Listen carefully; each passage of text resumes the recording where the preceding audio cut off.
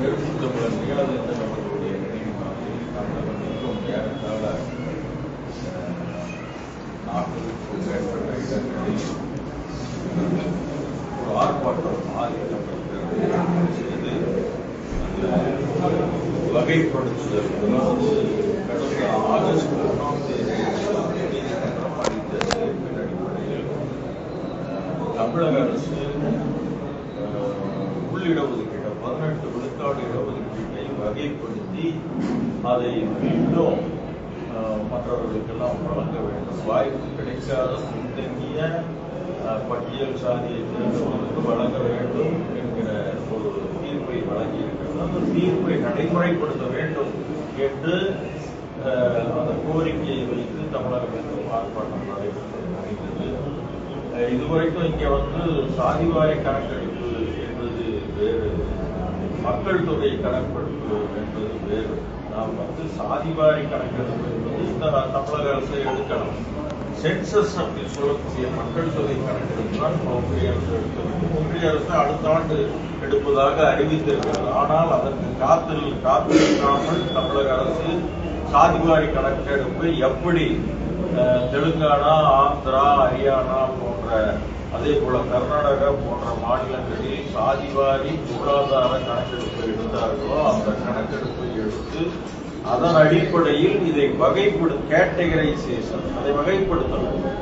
வெறுமே 3 சாதிகள் மற்றும் 3 சாதிகள் மட்டுமே அதிகமாக இருக்கிற இந்த 76 சாதிகளில் மீதி என்ற சாதிகளையும் கணக்கில் எடுத்து அவர்களுடைய பின்தங்கிய நிலைமையை கண்டுபிடித்து அவர்களுக்கும் அதை இந்த உள்ளிடஒதுக்கீட்டை வழங்க வேண்டும். ABCD அப்படின்னு பிரித்து அவர்களுக்கான உள்ளிடஒதுக்கீட்டை வழங்க வேண்டும். அப்படி வழங்கினால் மட்டும்தான் உண்மையான சமூக நீதி என்பது ஒட்டுமொத்த மக்களுக்கும் கிடைக்கிற ஒரு வாய்ப்பு இருக்கிறது. அதே போல சமீபத்தில் நடந்த இந்த 27ஆம் தேதி கரூரில் நடைபெற்ற அந்த பெரும் துயர சம்பவம் உண்மையிலே மிகப்பெரிய கண்டனத்துக்குரியது. அதை நடத்தியவர்கள் கண்டனத்துக்குரியவர்கள், நடத்தியவர்கள் எல்லாம் இப்போ காணாமல் போயிட்டாங்க. அவர்களெல்லாம் ஓடி ஒளிந்து விட்டார்கள். குறைஞ்சபட்சம் அந்த மக்களை சந்தித்து ஆறுதல் கூட அவர்கள் சொல்லவில்லை. ஆனால் அதே நேரத்தில் தமிழகத்தினுடைய முதல்வர் பார்த்துவிட்டு தளபதி அவர்கள் உடனடியாக இரவோடு இரவாக 3 மணிக்கெல்லாம் சென்னை கரூரில் அந்த மக்களை சந்தித்து அவர்களுக்கான முதலுதவிகளையும் மற்ற நிவாரணங்களையும் அதே போல அவர்களுக்கான மருத்துவம், என்ன மருத்துவம், ஸ்பெஷலாக பார்க்க எல்லாமே முடுக்கிவிட்டு இந்த வேலைகளை செய்தார். அவர் வருவதற்கு முன்பே 2 அமைச்சர்களை அனுப்பி இந்த வேலைகளை எல்லாம் செய்தார். அந்த அளவுக்கு முதல்வர் அவர்களுடைய அந்த பணி மிகப்பெரிய பாராட்டுக்குரியது. அதை நாங்கள் வரவேற்றோம். அதே நேரத்தில் இதிலிருந்து தப்பித்து யார் காரணமாக இருந்தார்களோ அவர்கள் தப்பித்து ஓடுகிற ஒரு சூழலும் ஏற்பட்டிருக்கிறது. அது மட்டுமல்ல, அவர்கள் தமிழக முதல்வர் 10 லட்சம் நிவாரணம் அளித்த பிறகு இறந்தவர்களுக்கு அவர்கள் 20 லட்சம் எல்லாம் ஏற்றுக்கொள்ள முடியாது.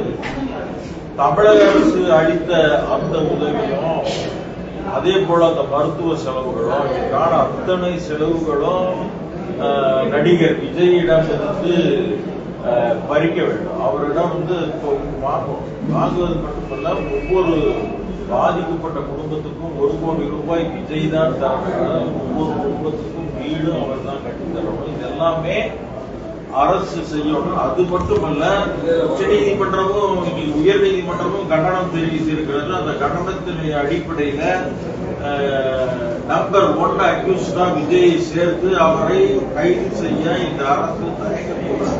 இந்த அரசு டிரைவர் மேலாம் கூட வழக்கு நேற்று போட்டிருக்காங்க, மற்ற கட்சிக்காரர்கள் மேல போட்டாங்க. அந்த கேரவனுடைய ஓட்டுநர் மீது இன்றைக்கு வழக்கு போட்டிருக்கு. ஓட்டுநர் வரைக்கும் வந்த வழக்கு விஜய் மீது இன்னும் வரல.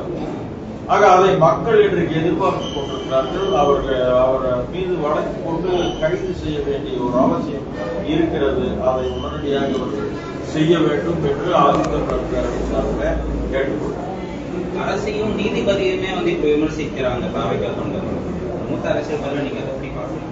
நீதிபதியா விமர்சிக்கிறீங்க இல்லைங்க, அந்த அளவுக்கு அவருக்கு தகுதியெல்லாம் ஒன்றும் இல்லைங்க. என்னன்னா எந்த விதமான ஒரு பயிற்சியோ அனுபவமோ எதுவுமே இல்லாமல் ஆட்சிக்கு வந்த உடனே முதல்வர் பதவியிலே போய் அமர வேண்டும் என்கிற ஒரு எண்ணம் மட்டுமல்ல, இவர் தானாக இந்த அரசியலுக்கு வந்த மாதிரி அவருடைய நடவடிக்கைகளை எதுவும் வெளிப்படுத்தவில்லை. இவரை இறக்கி விட்டிருக்கிறார்கள். யாரோ இறக்கி விட்டு, யாரோ என்பது யாரும் அல்ல, பிஜேபியும் RSS தான் இன்றைக்கு தமிழ்நாட்டில் திராவிட முன்னேற்ற கழகத்துக்கு எதிராக விஜயை தமிழ்நாட்டு அரசியலை வாக்குகளை பிரிப்பதற்காக களத்தில் இறக்கி அவரை சிக்க வச்சிருக்காங்க. அவர் பிஜேபியினுடைய பிடியில வசமாக இன்னைக்கு மாட்டிட்டு இருக்காரு. அதுல இருந்து அவர் எப்படி தப்பிப்பாருன்னு நமக்கு தெரியல. அதனால அவங்க கொடுக்கிற அந்த வழிகாட்டுதலின்படி, டைரக்ஷன் படி அவர் இயங்கி கொண்டிருக்கிறார். அவர் நீதிபதியும் திட்டுவாரு, இன்னைக்கு எல்லாத்தையுமே திட்டுவாரு. ஏன்னா தங்களை பாதுகாக்க மத்தியில ஒன்றியத்தில் ஆட்கள் இருக்கிறார்கள் என்கிற தைரியத்தில் தான் இதையெல்லாம் அவர்கள் செய்கிறார். இல்லாட்டி இதெல்லாம் பேச முடியாது.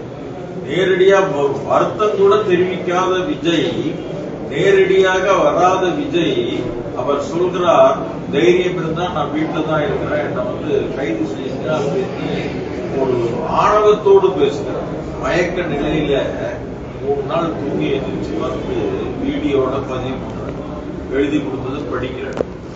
ஆக அப்படிப்பட்ட விஜய் வருத்தம் தெரிவிக்கிறதுக்கு அவர்களுடைய ஆட்களும் வரவில்லை, அதை வந்து இரங்கலும் தெரிவிக்கல. நான் கேட்கிறேன், அந்த கட்சியினுடைய கொடி அரைக்கம்பத்தில் பறந்ததா? ஏன் பறக்கவில்லை? ஒண்ணுமே நடக்கலை. ஒரு கட்சிக்கான எந்த விதமான அடிப்படையும் கட்டமைப்பும் அந்த கட்சியில இல்ல. பணம் இருந்தா ஏதாவது பண்ணிடலாம் அப்படிங்கிற ஒரு விஷயம் நடத்திக்கிட்டு இருக்காரு. இதுவரைக்கும் கேரவன் அப்படிங்கிறது தமிழ்நாட்டு அரசியல யாருமே கொண்டு வரலைங்க நம்ம மக்கள் மத்தியில. இவர் தான் கேரவன்.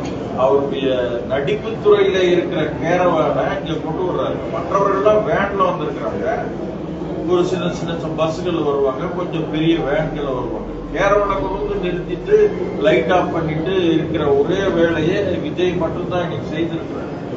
ஆக ஒரு குரூர மனப்படைத்த விஜய் இன்றைக்கு அவரு முதல்வரை விமர்சிக்கிறதும் சரி, இல்ல நீதிமன்றத்தை விசாரிக்கிறதெல்லாம் கொஞ்ச நாளைக்கு நடக்கும். இது ஒரு வாரத்துக்குள்ள எல்லாம் தலைகீழாக மாறும் என்று நடக்காது. இடஒதுக்கீடு வகைப்பட்ட துறை சார்ந்த இல்ல, சிஎம்க்கு ஏற்கனவே நாங்க கடிதம் கொடுத்துருக்கோம். ஏன்னா நாங்க ஒரு ஓராண்டு எதிர்பார்த்தோம். கடிதம் கொடுத்துட்டோம், முன்னாடியே கொடுத்துட்டோம். இந்த வகைப்படுத்துற வேலையை நீங்க செய்யணும். முதல்வரை போன அந்த ரிசல்ட், அந்த தீர்ப்பு வந்த உடனே நாங்க முதல்வரை சந்திச்சு அந்த கடிதம் கொடுத்துட்டோம். சரி, ஒரு ஓராண்டு அதை வந்து காத்திருந்தோம். போன ஆகஸ்ட்ல இருந்து இந்த ஆகஸ்ட் ஓராண்டு காத்திருந்தோம். ஆனா எந்த ஒரு அடுத்த கட்ட நடவடிக்கையும் அரசுல வந்து வரல. அப்ப அதனாலதான் இப்ப வந்து நாங்க இந்த இது நடத்துறோம். மீண்டும் சந்திக்கலான்னு திட்டமிட்டிருக்கோம்.